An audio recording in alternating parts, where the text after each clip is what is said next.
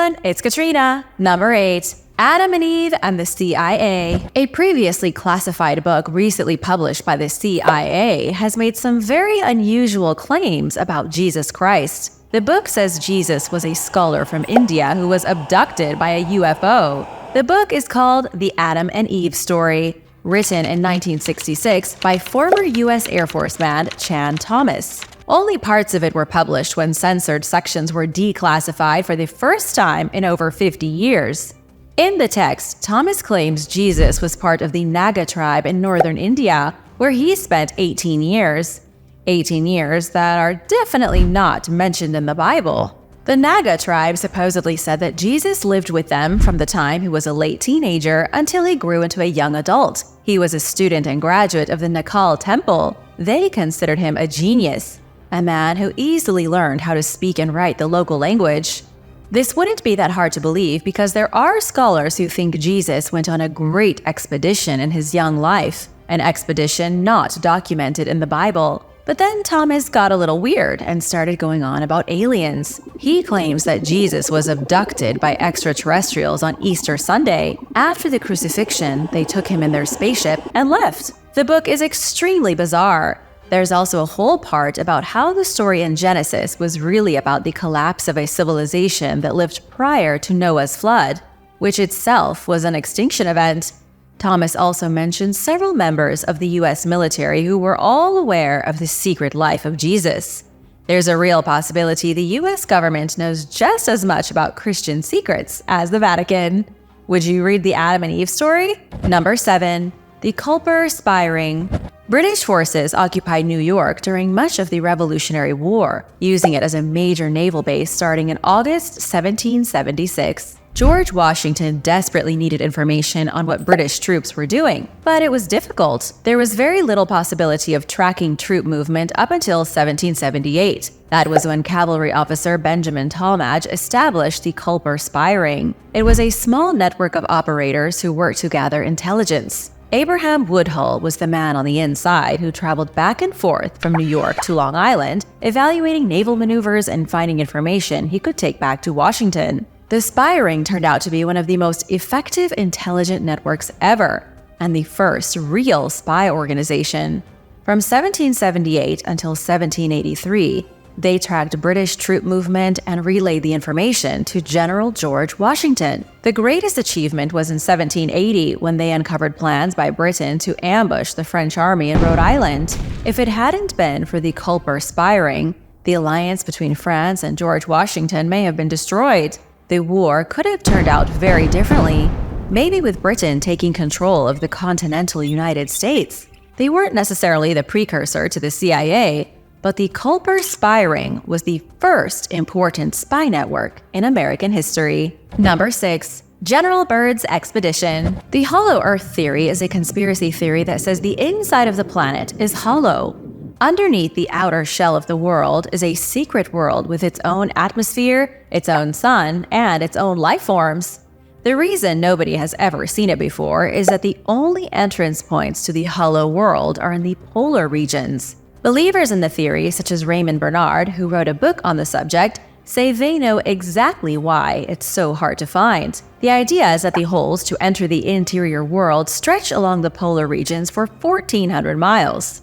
But pilots and sea captains never accidentally go into these holes because of magnetism. Their compasses trick them into following the rims of the holes, like skirting along the edges of a coffee mug. One man that supposedly slipped over the edge and into the hollow earth was Richard E. Byrd. He went on an expedition to the Arctic between 1939 and 1941. Franklin Roosevelt gave the order himself to map the geography of the mountains along the Weddell Sea and Antarctica. A base was to be established in the Bay of Whales and Nenni Bay. Scientists were charged with discovering new types of plant life and learning more about the Antarctic environment. There is no record of Richard Byrd finding a lost world. The expedition was cut short because of World War II. At some point later on, Richard became connected to the hollow Earth theory. Rumors began to spread that he had ventured beyond the pole into the great unknown and discovered a portal to the land within the Earth. That portal has never been seen again. Richard supposedly left vague details about his true discovery in his journals, but there are no copies available to the public. Most experts say the whole thing is a conspiracy theory and the hollow earth doesn't exist. What do you think? Number 5. The Great Diamond Hoax. Gold was found in California in 1848, then silver in Nevada in 1859. The discovery of gold brought about one of the greatest mass migrations in U.S. history. Everybody was moving west as part of the gold rush. There were people who wanted to find the gold. There were bankers who wanted to get rich from the people who found the gold. There were people who wanted to get rich by selling tools and wheelbarrows and boots to the gold miners. There was a lot going on. Everyone was moving to San Francisco and the surrounding area to get wealthy. One announcement in the Tucson Weekly Arizonian declared in April 1870 that the greatest treasure on the continent was found in New Mexico. Bankers and prospectors swarmed the area, but in the end, the venture didn't yield enough to keep people interested. Around this same time, there was a diamond rush happening in South Africa. News traveled to the continent and people started to wonder when diamonds would be found in America. Then came 2 Kentucky grifters who pulled off one of the greatest hoaxes in human history. Philip Arnold and John Slack arrived in San Francisco in 1871. They had with them a bag full of diamonds, which they claimed they produced from an undisclosed diamond mine. They stored their loot at the Bank of California, but were coy when it came to revealing where they had discovered the riches. It took some convincing, but investors and financiers finally badgered them into revealing the source of their wealth. They went from San Francisco into Wyoming territory. It was a grueling expedition. It got even worse when Philip and John took their traveling companions on a confusing journey for 4 days through the countryside. When the group finally arrived at the mysterious site, there were gems everywhere. The initial evaluation was over $150,000. This was a huge deal. Businessmen like Charles Louis Tiffany and Baron Rothschild were very interested in the future of the diamond mine. After a lot of back and forth, Philip and John agreed to forfeit their interest in the site for $660,000. That's about $16.1 million in today's currency. But it was a trick. Philip and John had purchased cheap, cast-off diamonds in London for $35,000. Then they scattered them throughout the site to make it look as though it were bursting with diamonds. It was one of the most bold-faced hoaxes that ever happened, and both men got away with it. Philip returned to Kentucky and became a banker. He died a few years later from pneumonia following a shootout with a rival bank group. John, on the other hand, moved to a quiet place in St. Louis and started a casket-making company. He later became an undertaker in New Mexico, where he died peacefully at the age of 76. Number 4. Admiral Zhang He's fleet. What if Christopher Columbus was replaced as the one who discovered the New World by a legendary Chinese admiral named Zhang He? Do you think the American public could handle such a twist in the established historical narrative? Because according to some scholars, China discovered America in the year 1421. Admiral Zhang He commanded a fleet of 30,000 men and 300 ships as they crossed the ocean from Asia to North America. It was part of a larger plan to expand China's influence under the Ming Dynasty.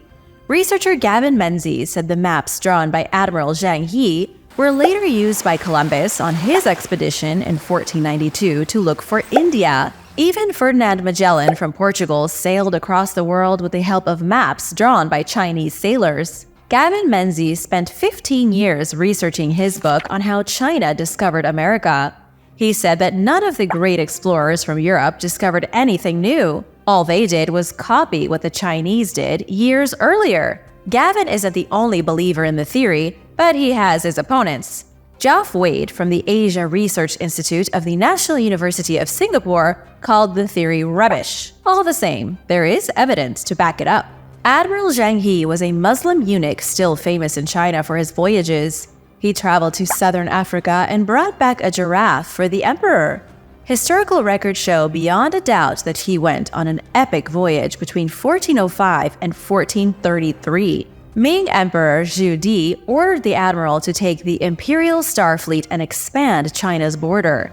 The fleet was the largest of its time, carrying all the hopes and dreams of the emperor. What a lot of people don't realize as well is that China's navy in the 15th century was better than anywhere else in the world. Zhang He's biggest ship had 9 masts of sail and required 500 men to operate.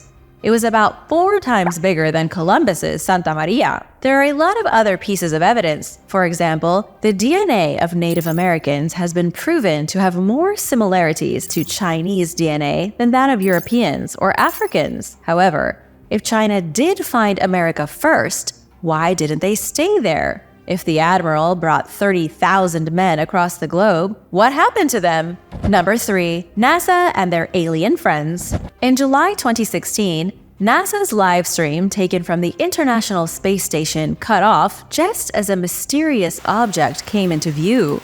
Before the feed went dead, there was a bright object slowly tumbling into sight. Before the feed went dead, there was a bright object slowly tumbling through space. It wasn't immediately clear what the object may have been, though it looked an awful lot like some sort of ship just coming into the camera frame. Right before it would have been fully visible, the screen conveniently flashed and went blank. NASA spokesman Daniel Hewitt said the feed was not deliberately cut. He said the cameras mounted to the International Space Station are automatic.